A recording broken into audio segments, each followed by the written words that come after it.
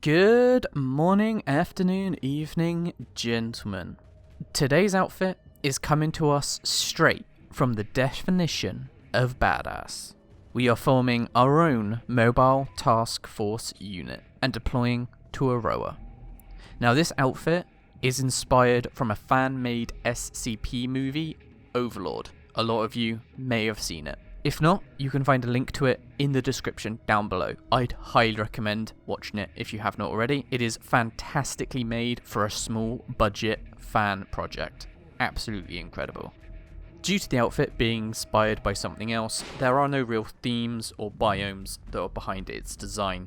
I did, however, take some creative liberties to dial the badass up to 11.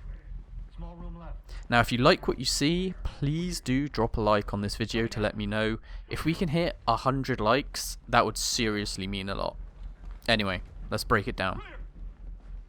Alright, starting off with the face paint, we have gone for the Camo Finger Paint N. This is just to cover up a bit of the skin that you can see through the goggles section. It's not mandatory by any means. Moving over to the actual outfit itself. Starting off with head protection, we have gone for the Ops Core Fast Helmet in solid black. Quite a fan of this one due to the texturing that you can kind of see at the top there, and I kind of wanted a nice matte, it's a nice little mix of texturing there. Moving over to the vest, I've gone for the Wolf Vest in solid black, mainly due to the fact the SCP Foundation are very high tech, so I wanted to go for something kind of futuristic, nothing too dull or boring, so something with a nice silhouette. And I do like the collar there, it makes them look very, geared. For the gloves, I've gone for the Oakley SI Assaults. They're kind of just my default. They do match, obviously, the carbon fiber. Knuckle protection matches quite nicely with the Wolf Vest, which is why we've gone for that one.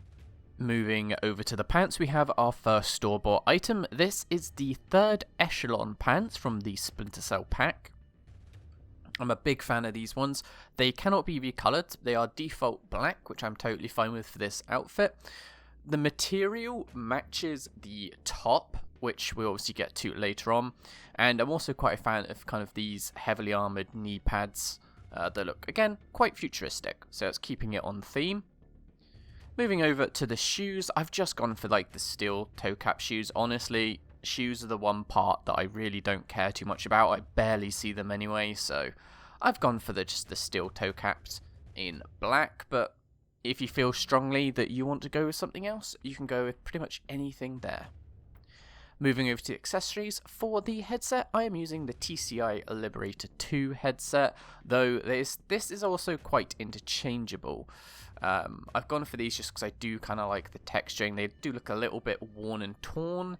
A good option here is the Safari Liberator 4, which have these has this texturing to it that kind of match the helmet a little bit, if you like that.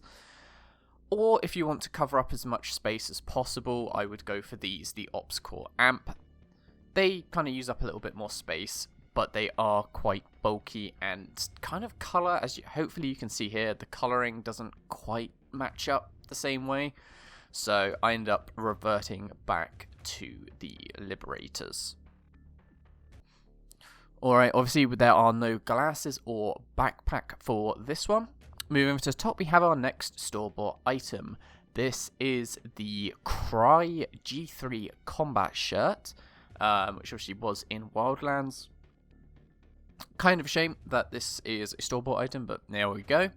I have this coloured in None, as it's pretty much the same as solid black. I think it's actually identical, it looks to be. You do have other options. If you don't want to spend some money, you could go for the new SWAT shirt. Looks very good as well. However, obviously it's rolled up sleeves. I wanted to go for something with the sleeves rolled down just to keep it looking flush. There you go. There's the SWAT top for you. It does the job totally fine in my opinion. It's a nice alternative. The material again matches the pants, which is just fantastic. Now for the exciting part, for the mask, the face mask, we have gone for the Avon M50 Gas Mask, which is a store-bought item. However, I think it's worth the money now. They finally let us wear it with a helmet. Looking absolutely badass. Now I have this coloured in none. As you can see here, solid black is just a little bit too dark. If you feel strongly about it, absolutely go with it, but I like it a little bit lighter to try and match the helmet, so that's why I've gone for that one. Last but not least, the night vision goggles are the L3GP in solid black. These can now be recolored as of the last update, which is a cool little update. But I've just gone for solid black with these, just to keep it all, of course, uniform. But with that said there, guys, that is today's video all wrapped up and done with. I hope you're having a fantastic day. Thank you very much for watching. Please consider leaving a like, a comment, sharing the video around. I need a little bit of help getting back into the algorithm after this long departure. But enough of that. Have a fantastic day, and I'll catch you guys in the next one.